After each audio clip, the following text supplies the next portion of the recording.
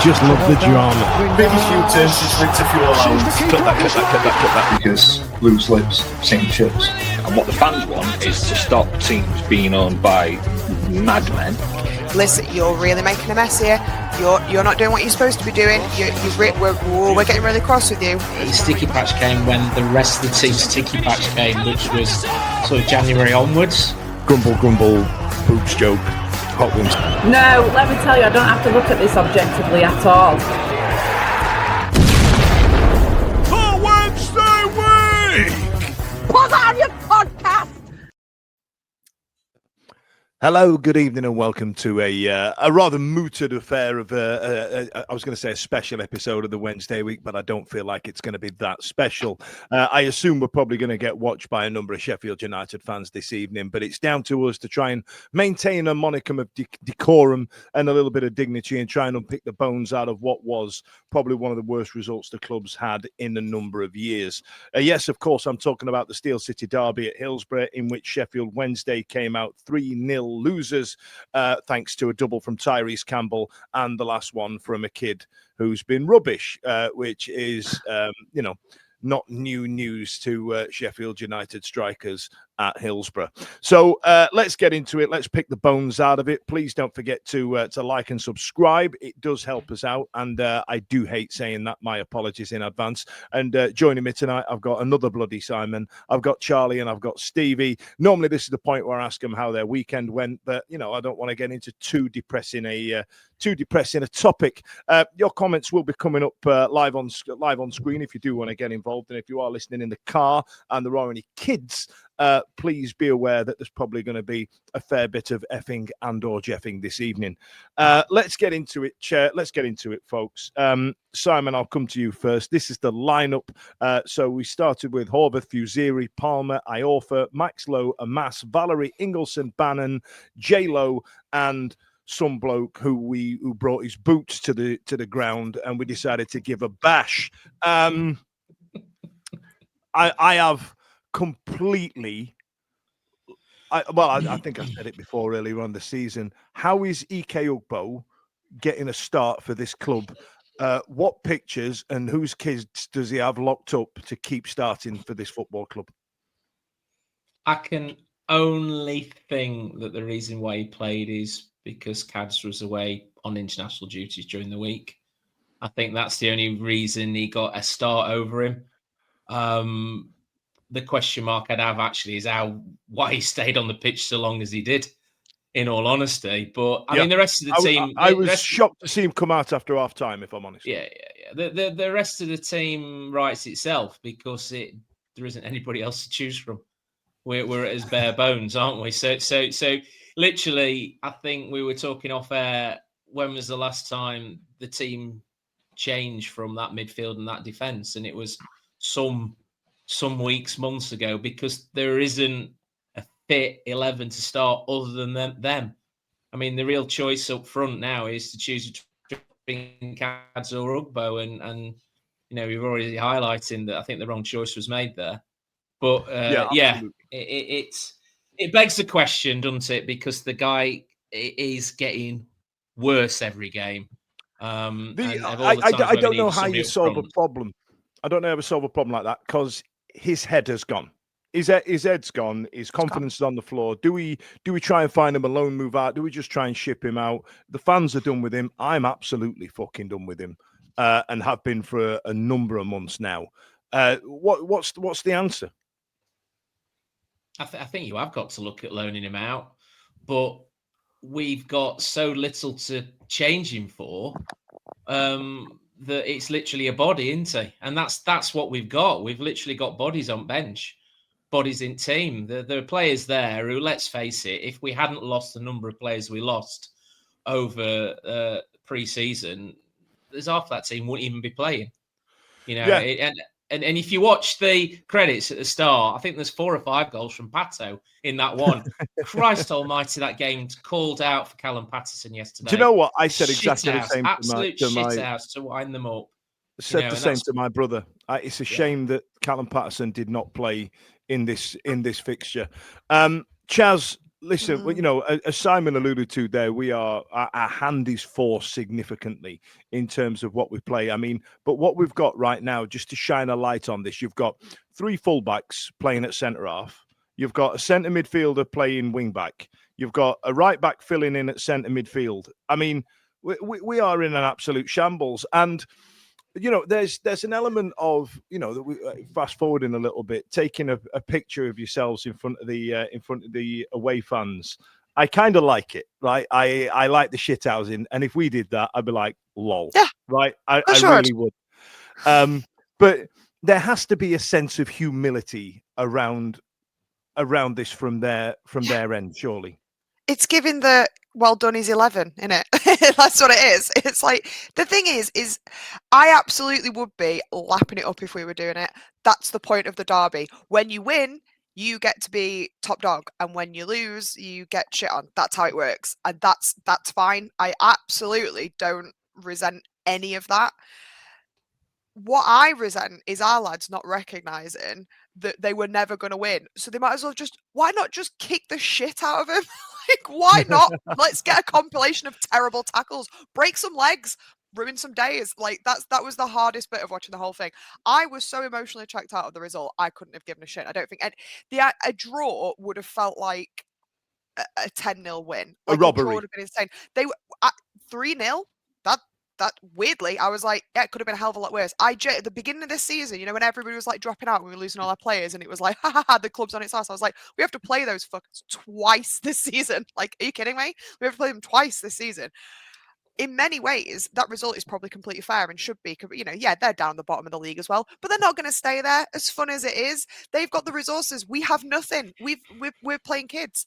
But at the very least, wouldn't it have been nice just to see Bannon just Peck's legs out? Like, just do it. Just who cares? Like, at least play like you hate them. Like, at least give something. Mark the Pitts Morale gave more of a shit than EK Ugbo, and to be honest, he scored as many at fucking Hillsborough, and he scored as many for us as the last season and a half as he has anyway. So it doesn't matter. You might as well have played him. I'd rather play him. At least he'd have took somebody's legs out. There was nothing to watch. Nothing. He's gonna I love that. watch dizzy penalties.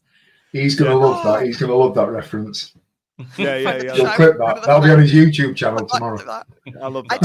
It was just the most depressing state of affairs. And for what? Like, for what? No one went, oh, I can't believe you lost that, lads. Oh, we're surely an easy point we could have got at home. No one was saying that. We would have absolutely forgiven them if they'd have battered us, as long as we'd have played with an ounce of self-respect. Really, genuinely pathetic performance. And now this is all we've got to talk about. Gave them. Have we really this whole season slagged them off? Really? Have we? Not really, because we're all aware as a bigger picture. I've literally said that there are sweet babies that can't do anything wrong because they've stuck around to play for this club. I've changed my mind. Actually.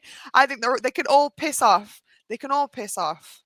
Oh, useless. Every last you're one. You're gonna be all over Sheffield United Twitter by about 11 p.m. tonight, Chaz, with your Wendy Marr head loss or something like that. That's what it's gonna. That's what's gonna happen. Speaking of the game, Stevie, we had a comment earlier on about Barry Bannon going missing. I'm on the fence with this, because obviously Barry Bannon is going to be our identified big threat as far as Chris Wilder's research is going to go. Do you reckon we did a number on him, or do you feel like he was lacking in terms of endeavour? I think the smart answer, the answer that the people want to hear would be for me to say that he disappeared, he didn't turn up, he was anonymous yesterday, and I understand that. I totally understand the sentiment. I totally get it. Was he at his best? No, absolutely not. In a derby, people will throw that sort of that garb, that thing that where they say he never turns up for derbies and things like that. I understand again why people would say that. I'm not saying that it's all to be laid at his feet. Should he have done better? Potentially. Could he have done better? Quite possibly. At the end of the day, Barry Bannon could have been a 10 out of 10 yesterday. It's not changing the game, is it? It's not changing the way that we performed. That's not giving him a pass or anything like that. Absolutely not. But he wasn't. He's never been the captain, and we've talked about it a lot. He's never been the kind of captain who's going to get hold of people and drag them up and motivate people in that way. He's a shouter, he's a screamer. I love Barry Bannon. I've got a lot of time for him. I just don't think he was at his best yesterday, but he wasn't our worst player. No, I don't think he was our worst player. I think you've answered that really well. My apologies for chucking you under the bus and having to slag off our captain, but it was a tough loss. Friend of the show, Barry Bannon. Yeah, innit? It was a tough loss to take, Simon. Like, the life was sucked out of the game as they scored quite early. I think we had an attack that got cleared out quite early by Ben Mee. I mean, if you look at the lineup that Sheffield United have got, you've got players like Tananga, Mee, you've got Tyrese Campbell, who loves a derby, Danny Bloody Ings up front. They should have been winning that game. You know what I mean? And I've seen a lot of tweets about people making reference to the average age of the squad, and it's not beating up a bunch of kids. I feel like it's a bunch of kids that are now injured. We were a bunch of kids. They've all gone for surgeries now, apparently, and there's also an element of a lot of this team would have been a reserve. A lot of this team that are starting these games would have been on the bench. So they haven't beaten a load of kids. They've beaten a load of reserves and supplemented with kids and a couple of people that have stuck around. And I'm remiss to slag anybody off, don't get me wrong, but the life and soul was taken out of that game very early on, wasn't it? Yeah, I thought we started off the first 5-10 minutes really positive, and we actually looked like the team that I think we all wanted the team to be for 90 minutes. We were in at them, and it looked like Wednesday were going to give them a fight, but that goal, it was poor play that led to goal. But I just think it just took the wind out of the sails, and when I don't think, have we scored 2 goals at Hillsborough this season yet? We've not got many goals in us.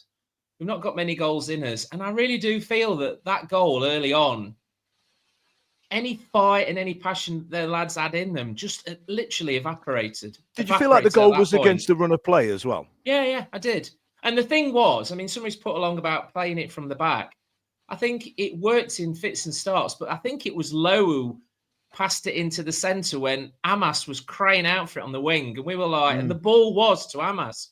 And he played it into the middle, and we lost possession. I think it was Valerie, and then they scored from that. And that just deflated the entire game, just deflated it. And then you looked at the key players, and you're right about the young kids. I mean, if you think about it, if we'd not gone through what we've gone through now, would Palmer be playing every game this season? I don't think he would. I don't think Iorfa would be playing every game this season. Would we be playing Valerie in midfield? We wouldn't. Sean Fuzier wouldn't be playing. Ugbo definitely wouldn't be playing. We've got players here who we're having to try and get a tune out of, and we're struggling. I thought Valerie was very poor yesterday. But I'll also go back to what I said before we came on air, is we were poor, but they are so much better than us. That team is so much better than us. They were quick on the ball, passing the ball. They were better than us. They're not the best team I've seen at Hillsborough this season by a long, long way. No. I think they will struggle this season. They didn't have to be. They didn't have to be, did they? They didn't have to be amazing. Like, no, they didn't have to be. They are better than us on paper, and they were better than us. What's so embarrassing is we effectively went, go on then. Like, I think that's what was so rubbish. Like, we've played better than that. We've played better than that this season. We have played better than way that. Better. But I think when we went that goal down, I think there is such a lack of belief in the side that we can score and get a goal back, especially with the front 1.5 that we're playing. That we're struggling when we go a goal down to get a goal back, and when we do get a goal back, can we score any more than one? We've seen it at Charlton. We've seen it West Brom. We've seen we get a goal. Norwich. Look at Norwich game. I mean, we battered Norwich at home, didn't we?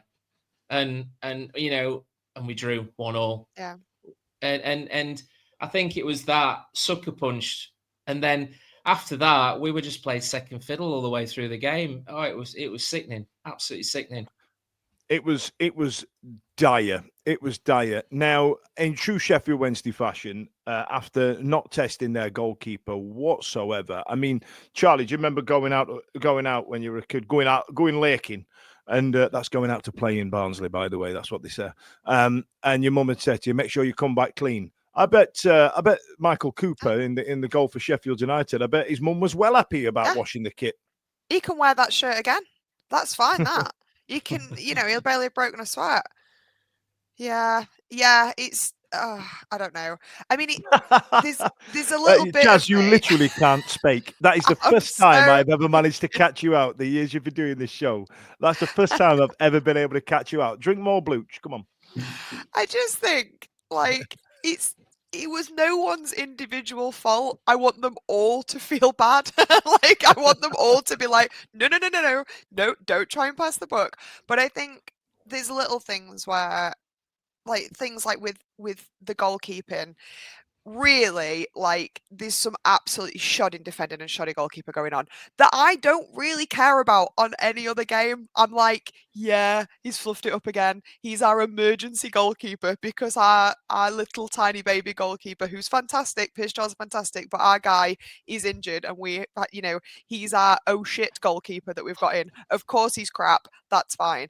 It's just so endlessly frustrating for a game like this. If there was one game that they could have all just really turned it on for, it would have been this, really, because literally what else have we got this season? And also, I hate that I'm talking like this because I'm not that guy. I'm not that guy about the derbies normally. I don't care, really. Not really. Like, it's not actually more important than not getting relegated most of the time. It's not actually important than any other 3 points or 1 point or whatever. It's just the principle of it. Like, I'm just going to keep drinking. I'm making the same points as I did earlier. I'm fed up. We've had some Sheffield United fans on. We've had Mr. Vancouver. He's come on. Haven't you taken enough? He said, we slaughtered you lot. Have fun in the pub league, you massive club, you. Yeah, we will. Thanks. Probably will, to be fair. I'm quite looking forward to it. But at the end of the day, did they slaughter us? Really? I mean, I actually thought, no. Yes. No, I thought Yes, in they the feel dead. I thought in the 85th minute we sent to down tools. I think it was an Amas passed the ball forward and they intercepted it. We down tools a lot earlier than that, side, surely. And they were queuing up at one point. There was 5 or 6 of them in our box and they didn't score. Cannon got through 1-on-1 and I'm thinking, well, here we go. Here's another one. Didn't score. I mean, his goal, I'm not taking away from him, £10 million player, deflection for the goal. Second goal they scored, Horvath should have done better.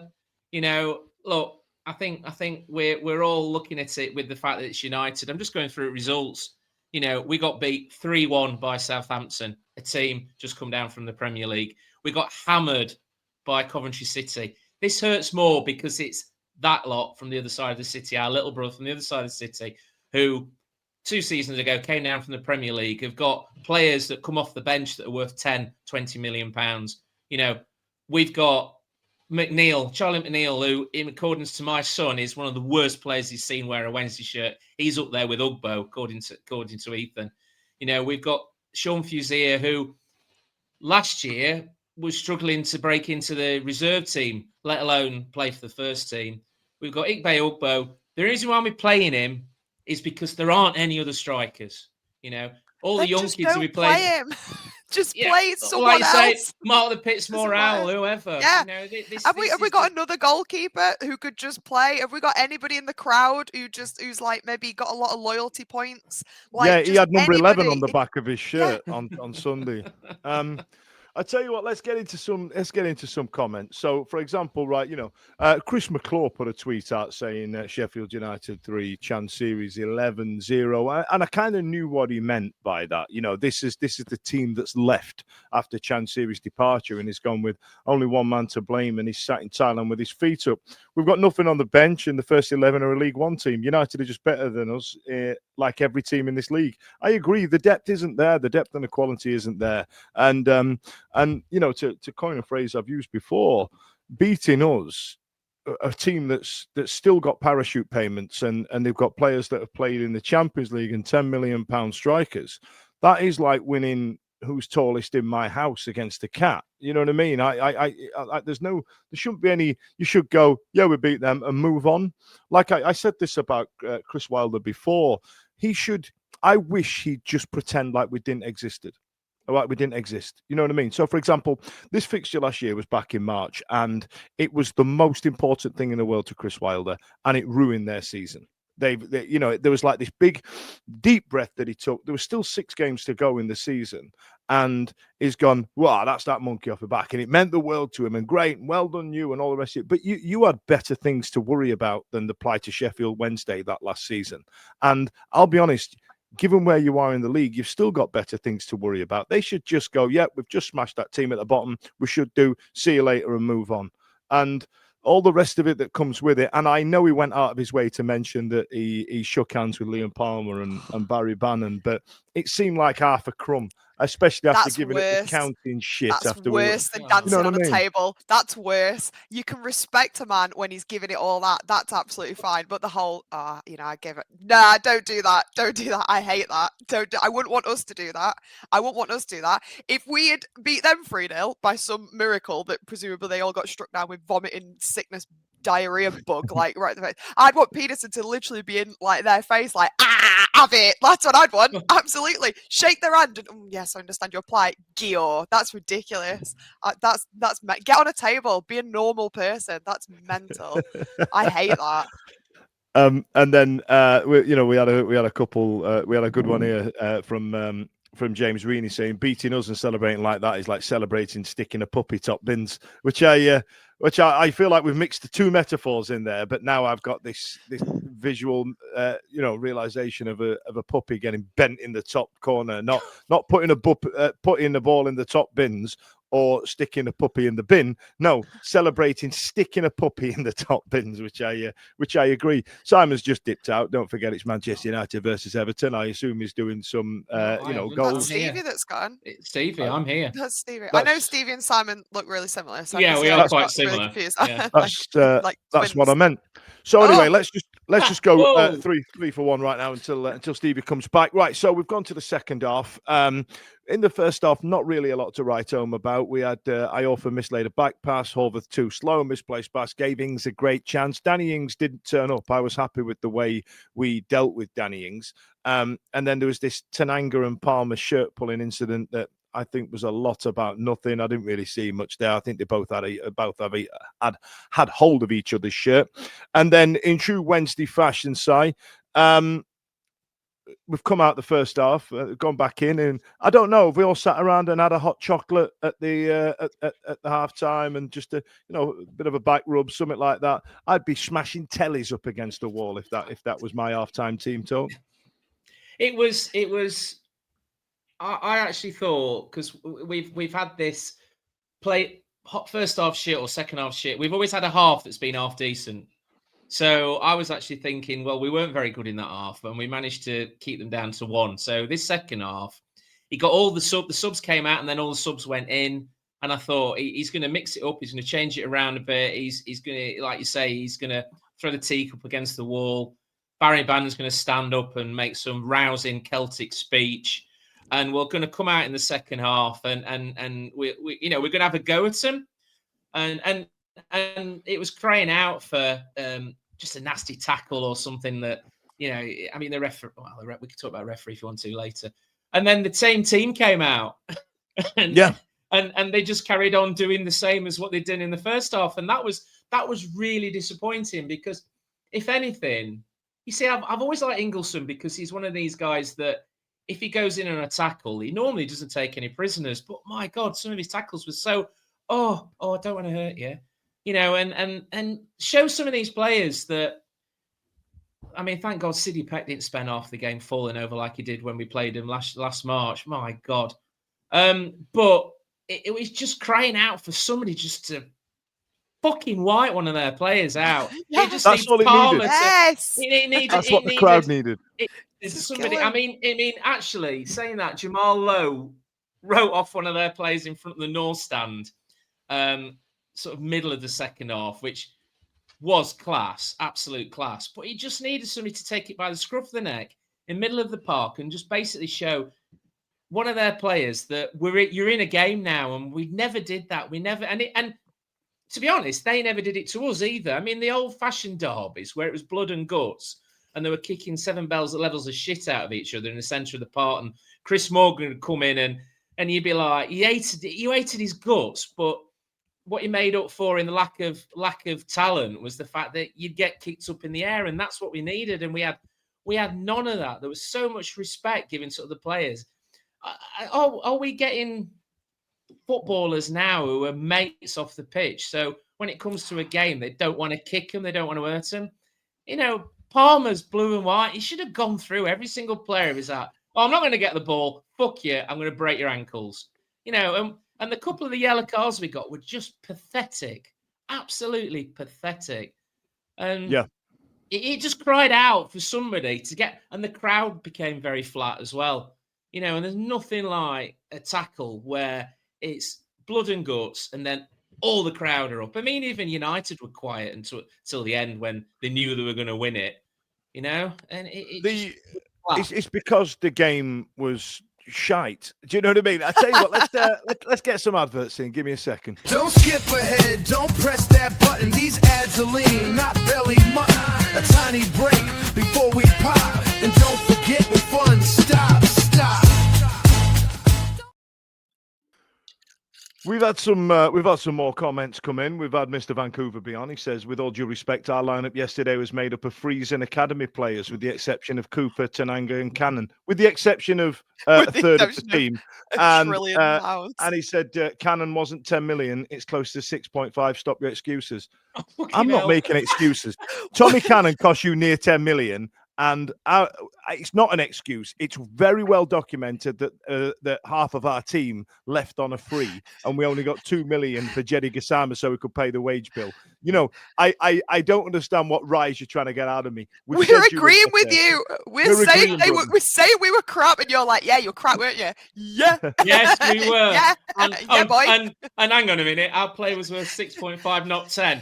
Well, ours isn't even worth about 500,000 for our entire team. So get back in your box. Sure up. Well done. Real underdog story there, wasn't it? Real. Oh my God, they'll be making films about that one. Absolute Rocky comeback moment.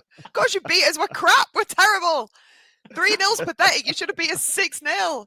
Yeah. Oh, have we got more blades on? Have we got more blades on? Is this another blade? Yeah, Richard Lowe. Here we go. So we celebrated because we won our nearest rivals. There were 2 places between us. Stop trying to stop us celebrating. We celebrated because you lot was saying unless we hammered you, then it didn't count. No, that's not what we're saying. Nobody's saying that. No, nobody's saying that. Nobody's saying every right to celebrate. Of course you have. You've just won the derby. Yeah. We're angry at we don't like the guys in blue and white. Okay, so we're angry at them. You guys could do what you want. And they did. It's our boys that annoyed us. Yeah, and you did. You took a picture at the end. Of course you did. Yeah, of course you did. Because you won the game. We even said we were there. We do that. We all saw it.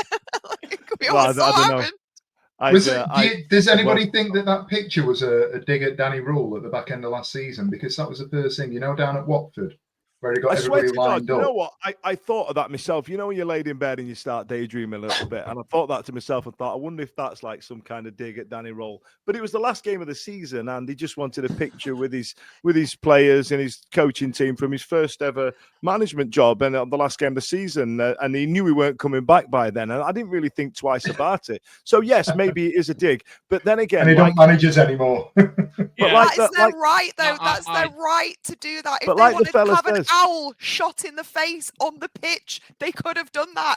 They won the derby. They get to do whatever they want. But no one is taking that away from them. It's crazy accusation. Like, there's 2 things there on the back of that. If it is a dig at Danny Roll, he don't go here no more. I don't know. Who cares? He has no interest in S6 anymore whatsoever. And the second one, if the shoe was on the other foot, I would have dressed in a sausage roll costume and then put a black bin liner in homage to Chris Wilder's outfit at Wembley over the top of the sausage roll outfit to take the piss. I would have done. Crack on, lads. And we'd all fucked off. You can do your counting thing as much as you like. We'd all fucked off. We're angry. Yeah, we're angry. Like, if we'd have won, again, by some miracle, Pedersen could drop his kecks and moon the away fans for all I care. That's what you do when you win. The idea that we in any way, you can, if you want to talk about it, yeah, you're still near the bottom of the league, So what? They still win the derby. That's how this works. That's the agreement you get into when you do the derby. If you win, everybody else sucks but you. If you lose, you have to put up with it. That's how it works. We've all got friends who are Unitedites who've been going way all day, but if you'd win, you'd go way back to them. That's how it works. You get to keep that. That's fine. Do whatever you want. The grim realism about this is the fact that in summer, the players that left had scored 42 goals last season for Wednesday, and we replaced them with nothing. Yeah. Right? So we took 42 goals out of that team with the players that left, and we replaced it with absolutely sweet Fanny Adams, right? But they didn't. But I just need to reiterate, they didn't spend 10 million on Tommy Cannon. Tommy Cannon. Don't say that. Don't say they did. Only 6.5. Yeah. Only. More Bates fans on here. Look, we've got what we got. We've got. You still have more points deductions coming. Yeah, we know. Yeah, we do. We watch the pod every week. We know. We do. Let's get it out of the way. We'll end up bottom of the league, and you might be two places above us. We're going to get relegated. We know. I'm not goading or condoning owl shooting. Let's move on. Let's move on from this game, because I've got an important hot topic that I want to discuss. The last goal we just pushed forward, and they ended up breaking through. And bear in mind, Tommy Cannon, only £6.5 million player. It took a deflection. Let's not fuck about. You know what I mean? Like, is it? And we've all pushed forward. Like, come on now. It is what it is. So the end of the game came around, and a lot of questions, Stevie, were asked about Henrik Pedersen. And I feel like it's a prevalent issue that needs to be talked about how much he didn't get the selection right, and how much in terms how good he is at the motivation side of it when it comes to a derby, because we all know that the difference between two teams in relegation, both for very different reasons, the difference probably would have been Chris Wilder. We knew that would be a factor because of how much he will rile his players up for this. Do you feel like Pedersen's criticism is unjust? I'm glad you asked that question tonight rather than last night, for no other reason that when I say yes, it's unjust, I think I'd have got a lot more pelters last night than I might do tonight, and I might still get them.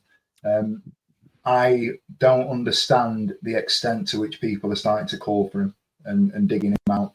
At the end of the day, we've talked a lot tonight and over previous weeks. We're dealing with the hand, or we're playing with the hand that we've been dealt with.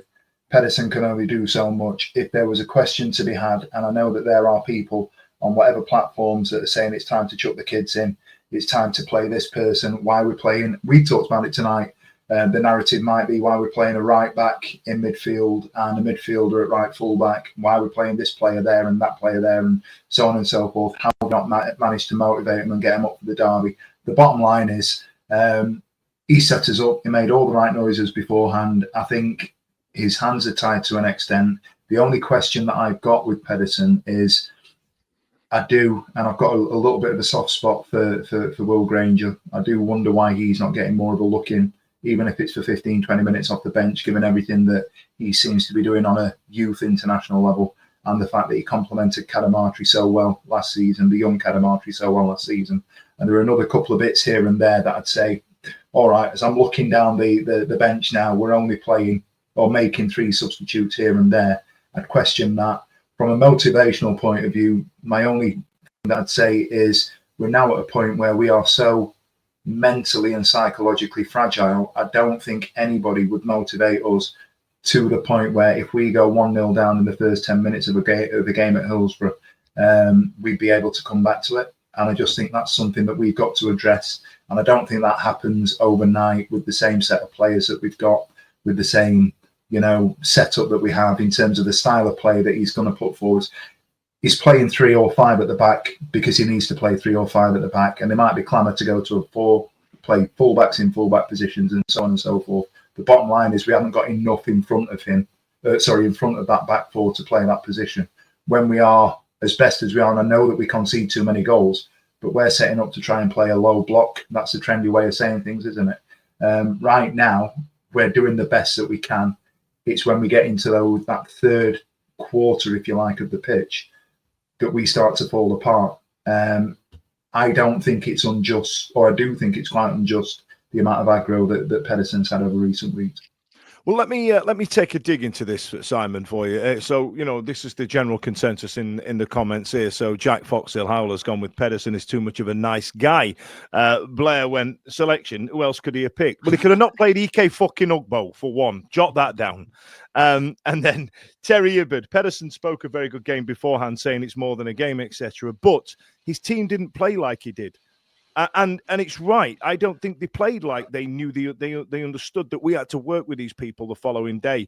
And then Jack Foxhill-Howler's gone, we had one job yesterday to turn that game into a scrappy shit show, and we didn't do that. And Matt Talbot has gone with, I get we're in a position because of one man, but he's playing players out of position, playing Valerie in Fusier's position. I've got to question why he's pushing players to their limit, which will cause injuries. He's not a manager, he's a coach, which I agree with to some extent. He's still the crackhead that stuck around in this shit show. You know what I mean? He's not going to be Pep Guardiola. I understand that, but when you've got a midfielder playing fullback and a fullback playing his centre mid, seems an easy one for me, I must admit. And then Alex has gone with a bit more harsh. He's gone, Pedersen is all nicey and can't motivate the players. New owners will 100% boot him. In my opinion, he's a PE teacher.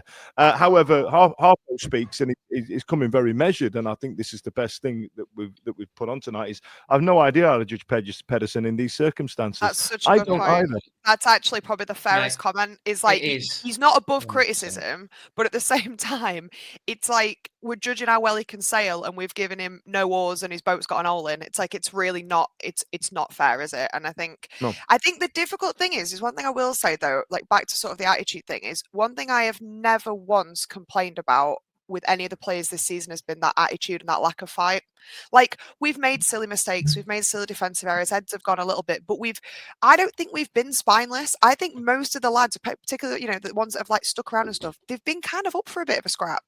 And so I've attributed a lot of that to Pedersen kind of having a little bit of that, look, we know we're kind of arseholed. We know, particularly when we got the points deduction, we know this is going to be rough. But I feel like there was still a real sense of that. Like Barry came out and did that really good interview, and Pedersen did one, like, when we went into admin, and it was a bit like, look, we know this is shit. But so I think that was the disappointing thing, is I actually think it's the first time we've seen that kind of like, oh, the wheels have absolutely fell off, like it's all gone now. Yeah. So is that just getting spooked by the derby? Maybe. Like, I think this has got the potential, Chaz, to be a generational head loss. Yeah, like Hillsborough's a very unforgiving place when we do go quiet. Like it's that absolute like polar opposite. When we're all behind him, it's amazing, and then when there's that feeling of, oh God, it's all gone.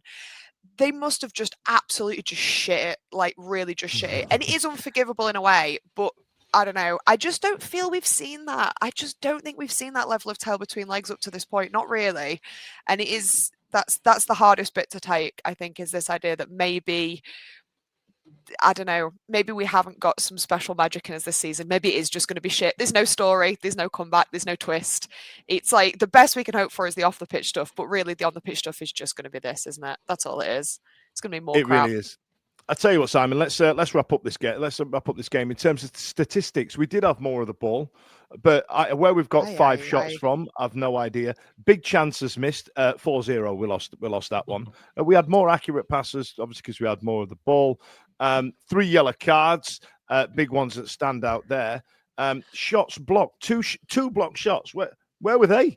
I don't remember that at all. I would have remembered that because I don't think it was near enough. There's no way that happened. Did we block our own shots? Is that what they mean? Like, as in we kicked it off our own arse? There's no way. I do not remember that. Yeah. We had an offside as well. Go on, Si. If I can go back to the Pedersen point, I think it's incredibly harsh to have what he had against him last night on Twitter following the derby loss. I understand that of all the games, it's the first game you look at. The first 2 games you look at, isn't it? Home and away.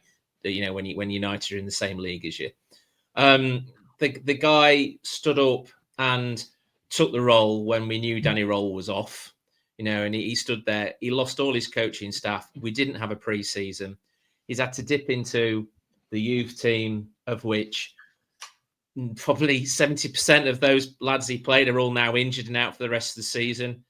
I understand the Will Granger point, but maybe he's looking at that going, do I want to injure another one?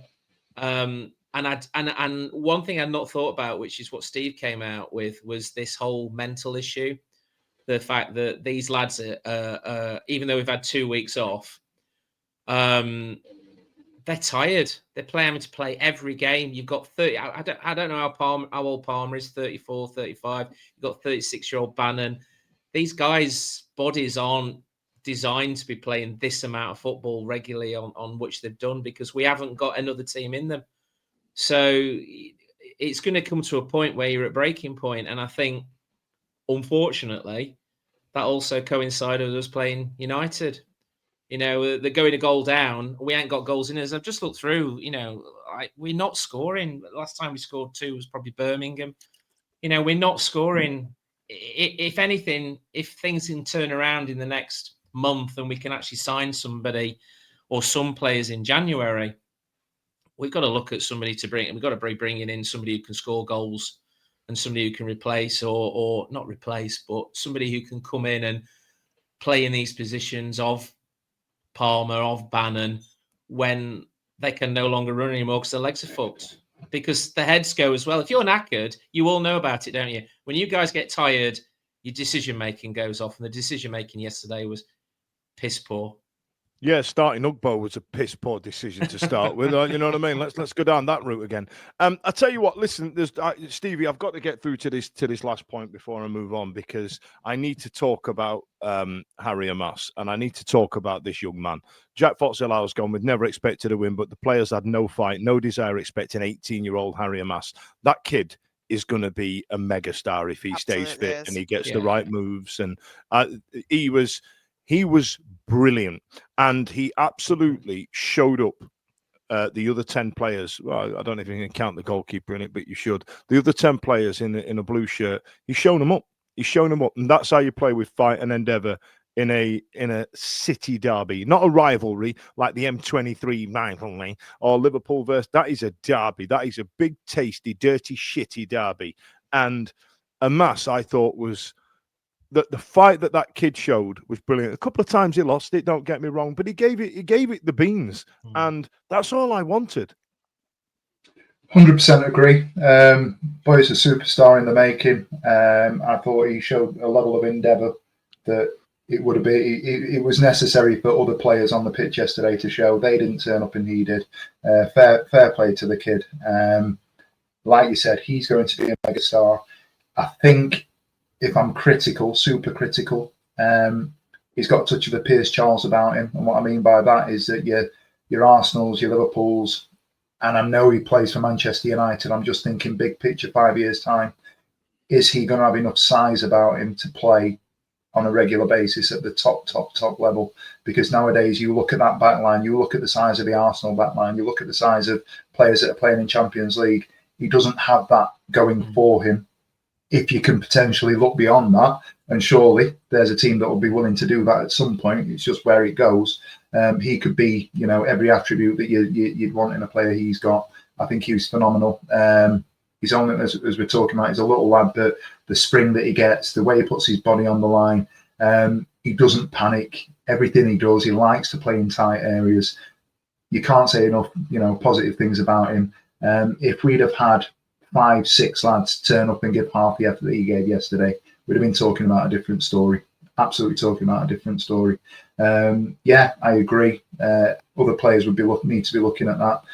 I know we're probably not going to get onto it in any sort of depth, but I just want to give a quick shout out to Liam Cooper. I thought he came on and looked very good last night. I thought he looked solid. Yesterday afternoon, he looked solid. I'm heartened by him turning up. But other than that, Amas was an absolute superstar yesterday. Got called out in the comments, Steve, from Matt Talbot, saying Ashley Cole and Garrett Neville weren't that big. Them defenders from 20 years ago. What about that?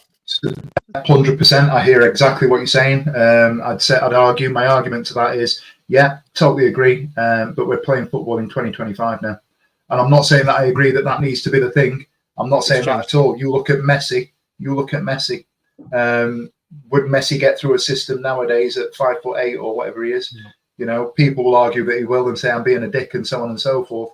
But he broke through 15, 20 years ago when size wasn't as important as it is now. Interesting fact about Lionel Messi: he actually was short as a kid, and when Barcelona essentially kidnapped him, they gave him growth hormones. Growth hormones. Yeah. To make him more bigger. And and also Erling Haaland was actually quite short, and he had a growth spurt well late into his teens. That's why he's so quick and powerful now, because he learned how to sprint and he learned how to be quick when he was short, and then all of a sudden his legs are twice as big, and now he knows how to move them, which is impressive. But Martin has gone with Martin 84 said, my missus says size is always important, Stevie. So jot that down. One thing I do want to say, Charlie, about Cooper when he came on, after about 40 seconds of him being on the pitch, Sheffield Wednesday were given a corner, and I was like, this has got Lloyd Owusu written all over it. Watch this. Black beans on toast. Here we go. And we took a short corner and fanned it, and we ended up passing it back to the keeper, didn't we? What makes us think that bearing in mind, we can't do a corner. So the idea that we're trying to do this fancy corner is so frustrating to me. Like, I get it, but at the same time, please stop doing it. Like, at least when you attempt to cross into the box from a corner and it goes a bit awry, it's like, oh, it is what it is, hoping it might land off somebody's head. Being like, let's overcomplicate this. Let's undercomplicate this. Let's undercomplicate everything. Like, it's so insane. Yeah, it was really disappointing. It was, yeah. But wouldn't it have been great? But it wasn't. But wouldn't it have been good? But it wasn't. I think Cooper's a fantastic signing for Wednesday. Oh yeah, I think there's a few comments there in regards to in the short time he was on. He did. I mean, the fact he can head a ball forward and not looping it up in the air and behind him. He's passing. He seems to be confident with his passing. I don't know what sort of pace he's got, but I really liked him. Thought it was really good. But I do think that maybe Pedersen had a thought with him and Iorfa in the centre, but I don't know whether Iorfa's now on Christmas leave. We'll see what this injury brings. Well, we'll see what happens. He might be joining Neymar's sister's party. We never know how it's going on. Let's do some adverts, because I've got a hot topic for you, kids. The Wednesday week will be back soon.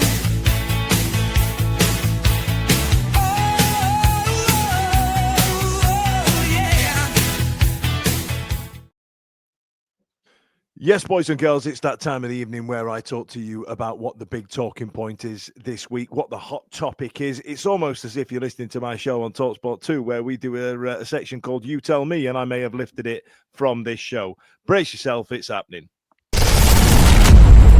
Hot topic!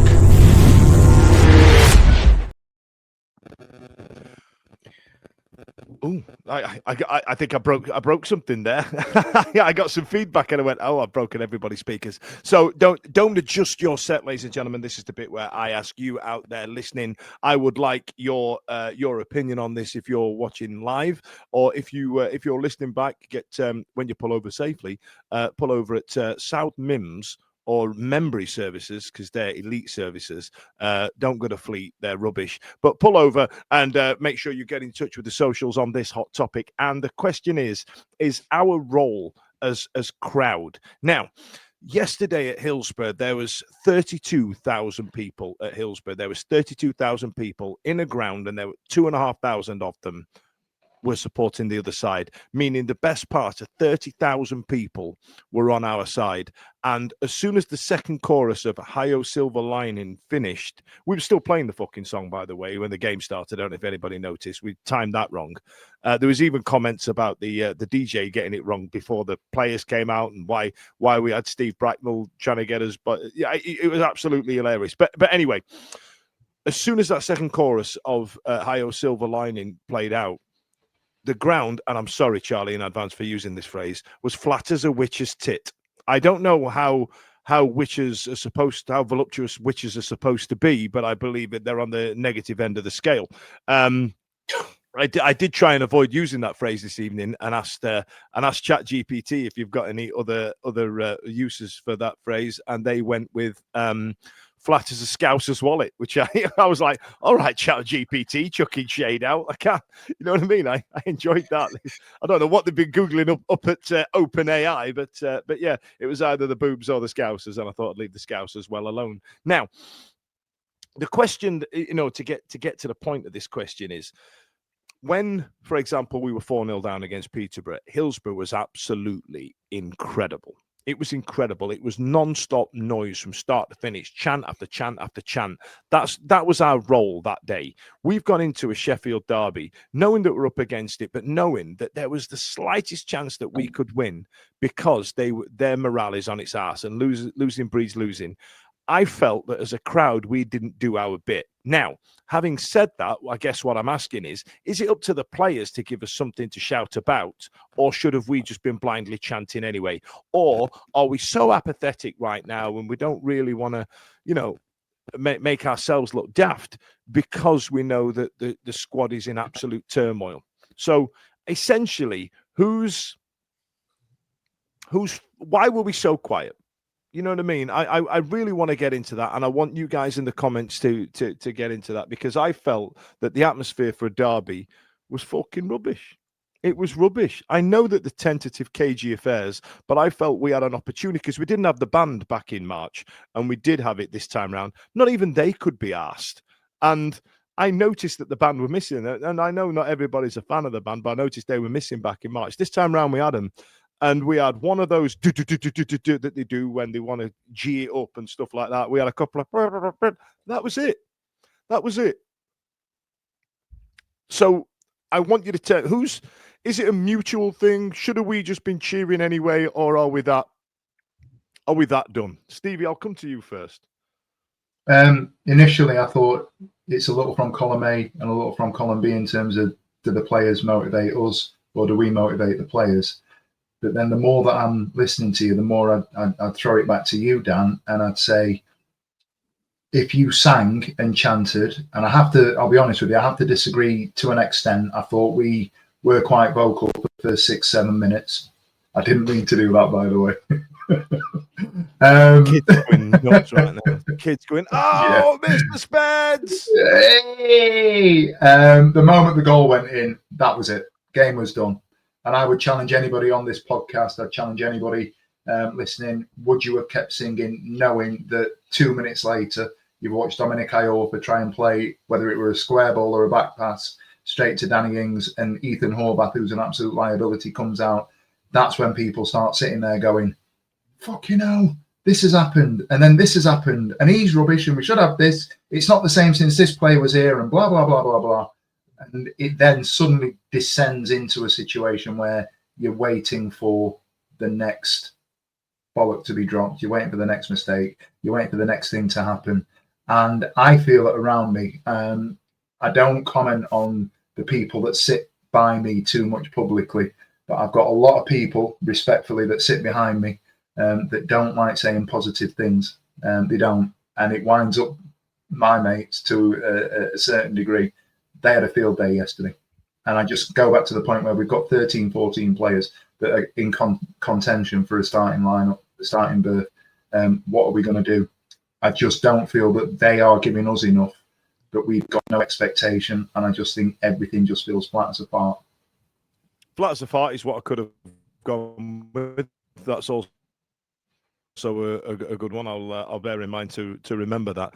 There was some absolute awful scenes at Hillsborough yesterday, Charlie. There was one where I sit is the gap, it was right next to the gap between the cop and the south stand, and there was a kid who came running down the stairs through that gap to hit a bloke who I can only describe, he looked like a substitute teacher, the most passive looking fella, and a geezer ran through 8 stewards who all knew what he was trying to do because he was shouting abuse to do it, and punched a geezer right in front of the stewards. So it was absolutely terrible to watch. And the geezer didn't understand what were going off. And there was these young kids in front of me who was like 10 years old. And they were like, oh, that's my mate. And my stepdad turns around to goes, well, your mate must be weird because he's like 25 and you're like 10. How's he knocking about with you? And And then I said to these kids, I went, if he's your mate, tell him he's a fucking knobhead. And all of a sudden now I'm having a tear up with 10-year-olds now. You know what I mean? It was palpable. I guess what I'm saying is the atmosphere was palpable. You can see how fed up we are. And do you reckon that it's all the off the field stuff and a constant battering of what's been going on, why we aren't involved on, you know what I mean, in the chanting and the singing as much as we should have been? So if I can make a possibly slightly controversial answer to this, maybe not controversial is not the right word. So there is a massive reason, I think, that the atmosphere at Hillsborough and the atmosphere at home is poles apart from the atmosphere away. The atmosphere away is famously fantastic. Very much like even when you guys are getting battered 6-0, you're always singing. The average age of a football fan has gone up by about 20 to 25 years in the last decade. And a lot of that comes from financial things. So the vast majority of season ticket holders at Hillsborough are of the older generation, or they are people there with their smaller kids. Generally, I defend people's right to watch football however they want. Not everybody, the people that sit around my dad, they sing a bit, but generally, a lot of them are blokes my dad's age and older. They're not necessarily going to be roaring and screaming the entire time. And maybe that's okay to a certain extent. I do think there's a lot to be said for the atmosphere is not just about constant screaming and shouting. There is just as much atmosphere in reactions and crowds and clapping and go on, all that kind of stuff. Not everything always has to be about sort of the singing. You see it the first few games back after Chancery had gone and obviously the Peterborough second leg, all those kind of games. Hillsborough has that potential to be geared up. But if we're judging atmosphere just simply by everybody just constantly being on their feet, screaming and going off, you're never going to get that. And you don't get that nowadays. We have the most expensive season tickets in the league pretty much. Generally, a lot of those people aren't there. That kind of life isn't there. And that's fine. I defend the right of a bunch of working class older blokes to just sit on the cop and be a bit quiet. I think that's okay. I don't think it comes from a lack of passion on the fans' part. What I will say is ultimately, if you're a comedian and your audience aren't laughing, that's because you're shit. That's effectively what it is. You can say you don't get my material, it's not the right kind of crowd, or have you all been sleepy from a long day at work. But ultimately, if your bits aren't dropping, your bits aren't landing, you're shit. If my bits alone. Sorry, I wasn't talking about your bit specifically. They always get a round of applause whenever you're on stage. Jesus Christ Almighty! Only if he's been shredding. Anyway, I just think that you can't blame the paying customers for not being into the shit show to a certain extent. It's hard to have that mentality of why aren't we all clapping and cheering? Because it's shit. Because it's kind of shit. And also, a lot of these people are they're out doing their hobby. They don't all have to be giving. I mean, is there a worse chant than stand up if you love Wednesday? Fuck off. It's freezing and we're crap. Just the constant, the guilting of being better stand up or you hate your own team. Leave me the fuck alone. Leave me alone. I'm so old, please. But when we go away, when people go away, it's people that are prepared to get up at the crack of dawn and get tinnied up and absolutely scream and shout the whole time. That's fine. That's a different kind of passion. I really do think that there is a whole sense of atmosphere that is palpable and is gainable when you've got good stuff happening on the pitch, off the pitch, or whatever. But ultimately, I think it's so easy to be oh, it's like a library in here. Yeah, because it's a bunch of people just watching the football. That is okay. Fucking hell, Charlie. You are getting absolute love in the comments for that, by the way. Simon, I thought that might be a bit controversial. But you've got absolutely agree, Charlie. Spot on, Charlie. Bang on, Chaz. I like loads of it. And then you mentioned the stand up if you love Wednesday, and then Jack Fox said, "I was a stand up if you love Wednesday bloke on cop telling us to sit down." That does happen. And then I love the way you mentioned about the age gaps and things like that and all the rest of it. And Paul Turton comment of the night went, He goes, "You're making us sound like a load of old blokes with a flask and blanket." Granted, that's me to a T. That's it. That's fine. And I love that. I think that's great.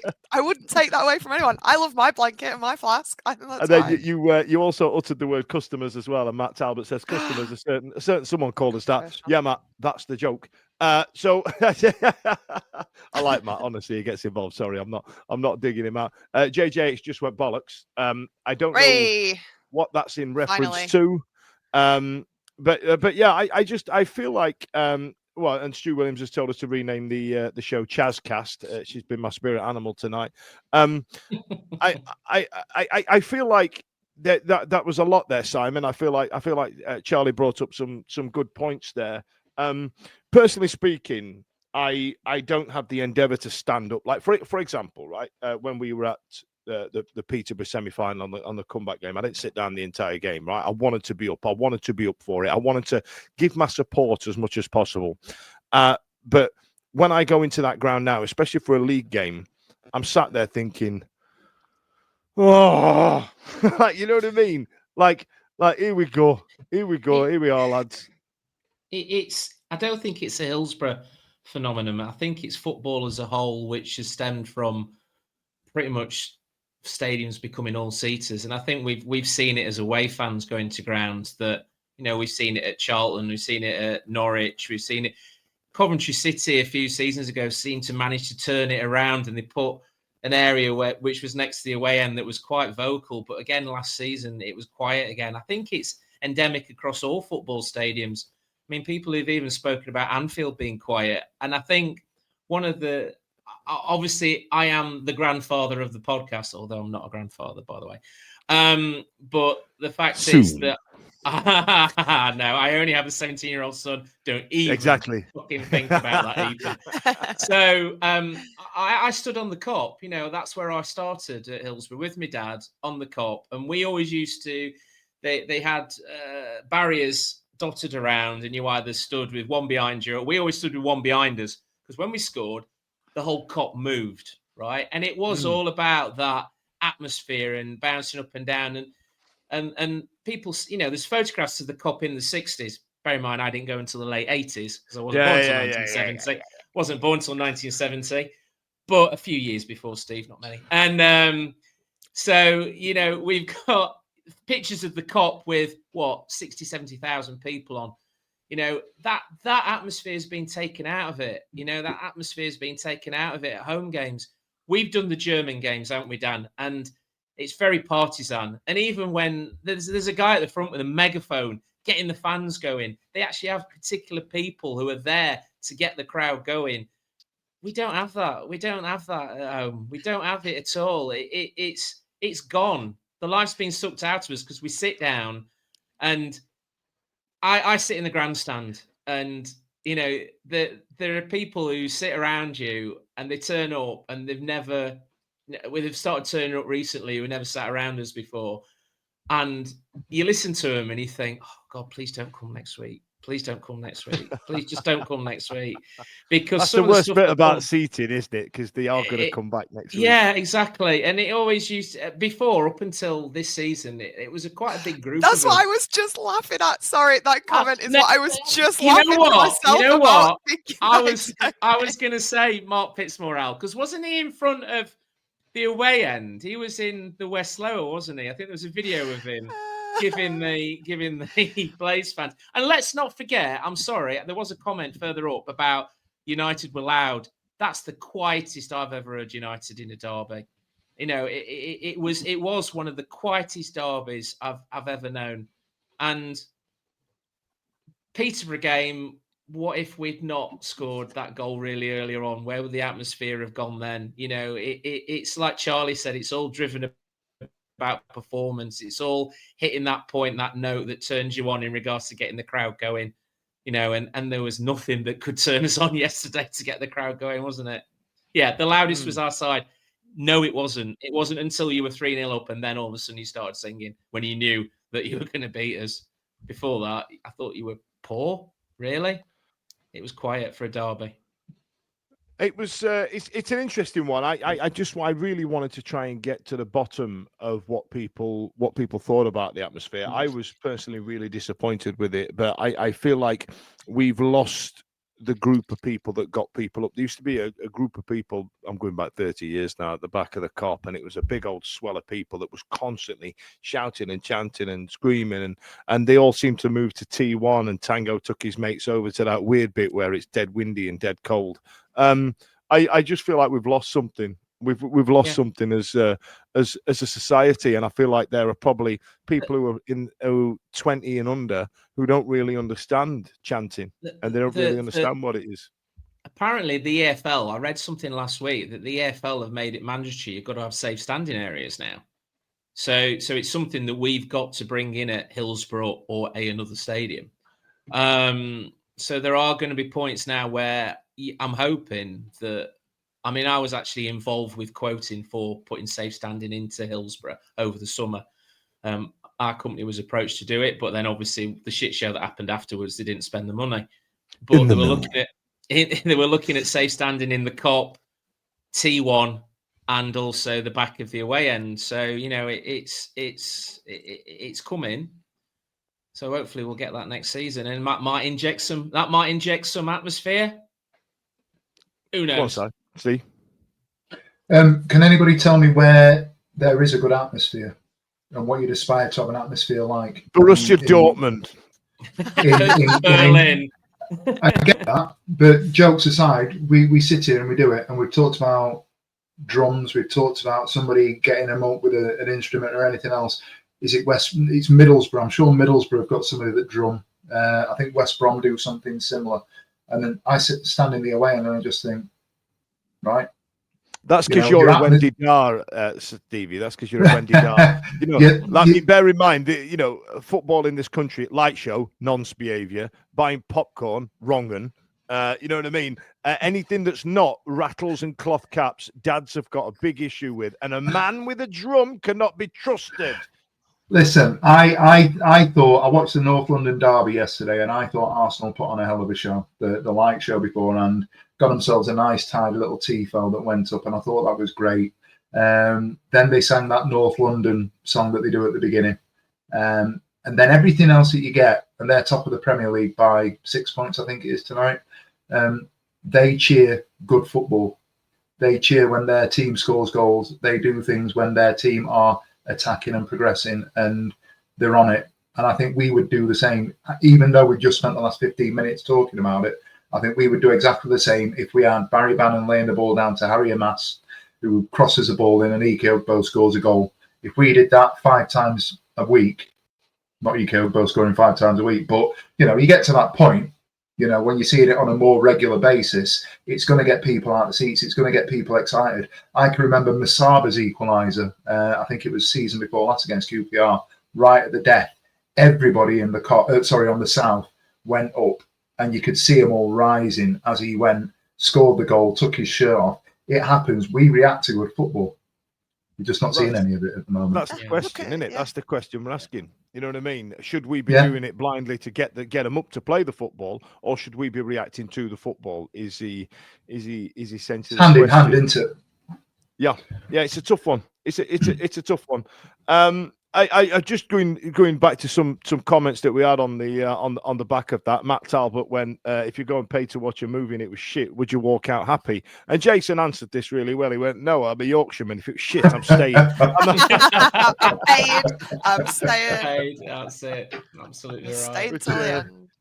Which I really liked. And Ian Kennedy went, so annoying that the Owls did not turn up for the supporters on a special day. And there's an element of that. It was made more frustrating after we, the fans, turned up for them with the sales at the club. We had a better atmosphere in London outside an embassy with Mark the Pitch Morale producing magical cans from his tracky top than we did at Hillsborough during the local derby. I was really disappointed.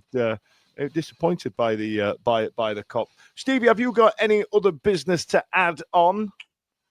Oh, I've had an absolute brain fart. I don't think we have. I don't not think sure we have. I once. think it was just this shittery, wasn't it? Charlie, you were asked about this jumper, by the way. Is it new? It's my dad's. It didn't fit him, so I'll have to find out where he got it from. I'm So not going to tell you to model it after you. Well, the last time we had you on,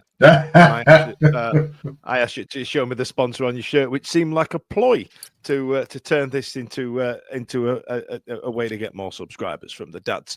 All right, then. Listen, chaps, it's been an absolute pleasure. Stevie, Simon, Charlie, thank you so much for joining us. Are you staying up tonight and drinking more blooch?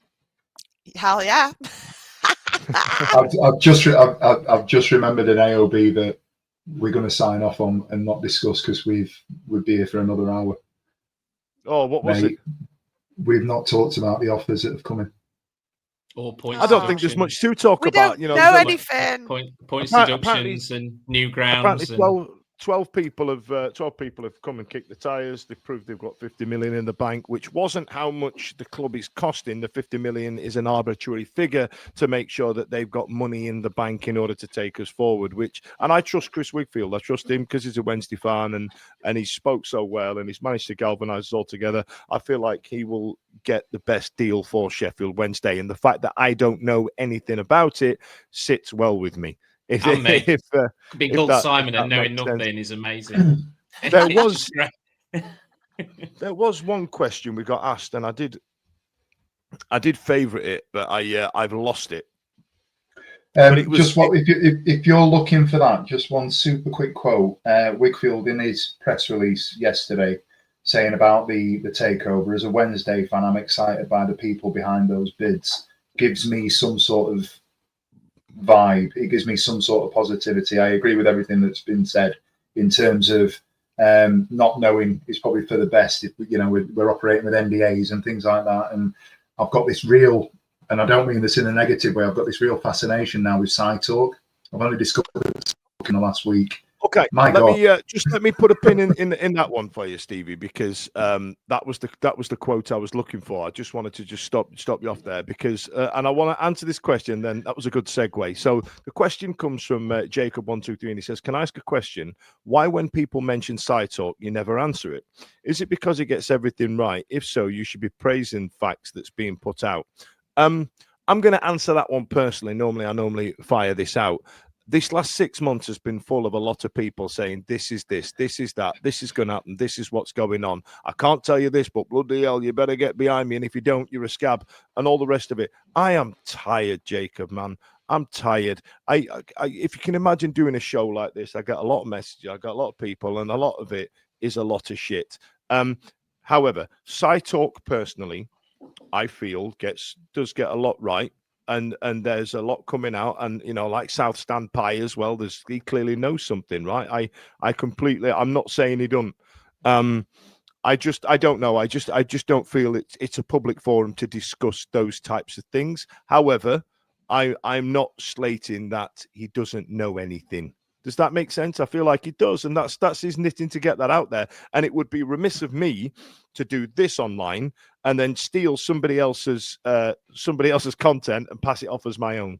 Do you know what I mean?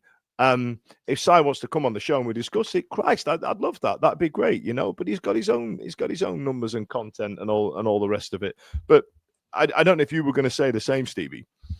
Effectively, that, like I said, we're very much on this show about not reporting things that you hear on, through those. We'll tip our hat to it and we'll say this has been said and that's been said, but we're not going to fall over ourselves. And that's not being disrespectful, but there's nothing that comes without any sort of substance with those things. The green ticks that Si will talk about, they come after the fact. By which point it's not worth talking about because, like you just said, Dan, it's his content. I've got a fascination with it. I'm not saying that he's right or wrong. I'm not saying that I am for or against, although I'm kind of for the things that he says because they are quite exciting and it makes for interesting stuff to listen to because he comes with, those little bits. But no, I'm totally on board with everything that you're saying. I think you've articulated the podcast, our standpoint very well there.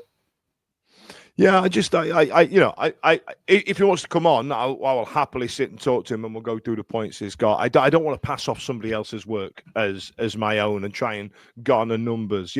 I am here for light entertainment, a good few knob gags, and some ill-timed swear words. You know what I mean? That's what I'm here for. You know what I mean? And being inappropriate with Charlie. Inadvertently. Hey, listen, that happens because Mr. Vancouver, the Blades fan who's been on tonight, says if Charlie is ever in North America, come on now. Charlie, if you're going to Canada, darling, you cannot be using phrases like Gior. You have to put your English accent. They won't let me in. Wait until he discovers the goo. Yeah, I can think of 6.5 million reasons why Charlie won't be going to North America. Yeah, they don't let her in. Every day since I've joined this podcast has lowered my social standing considerably, daily. Well, you would lower it. You couldn't lower it anymore if you were going to go and meet a Blade in North America. Really? Yeah. Would you? That would really? Be low. Yeah, point. Really. Thanks for tuning in, though, mate. Thanks for tuning in. What time is it where you are? What are you playing at? What is happening? Yeah. I'll spend the airfare to go meet a Blade in Canada. What a degenerate episode this is turned into. We've done really badly. Charlie's got drunk and we've all ranted. And apparently he's a good-looking lad. I tell you what, Maury Blades vlogs and Mr. Vancouver need to get a room, preferably one without Charlie in it, by the sounds of it. But listen, thanks a lot for joining us. It's been an absolute pleasure. I think we've done well. I think we've had fun. Chaps, the Blades fans watching tonight, thanks for getting involved. I don't mean it as a dig. Come back anytime. We agree. Come back. Side talk, if you are watching, reach out on our socials and let's get on and see if we can get the message out. Whatever, I don't want to say peddling, whatever message you're getting out, I'm happy to amplify. I think is the process, is the correct vernacular. I'm gonna stick a pin in this. Thanks a lot for joining us tonight, Stevie, Charlie, Simon. Thanks a lot. See you later. Every week, live from 8 p.m. It's the Wednesday Week, bringing you football analysis. They said we'll win the league next season. Bringing you modern references. I did a little 1920s fist pump there. Not done that in a while. If we could do just a 1-to-1, not me because it'd last 7 days apparently, like Craig David. I should not have said that. I should not have said that. This show's like you're mental. No, I'm not. Clip that. Bringing you terrible impressions. Wibble wobble wobbly wobbly wibble wobble Cyber Jordan. When hey, you got to play a 4-4-2. I don't know where these jokes are coming from. Available on all social medias. Obviously, this goes out on YouTube and as well as all the other social media out there, podcasts, etc. The award-winning Wednesday Week. Join us. Put on your pod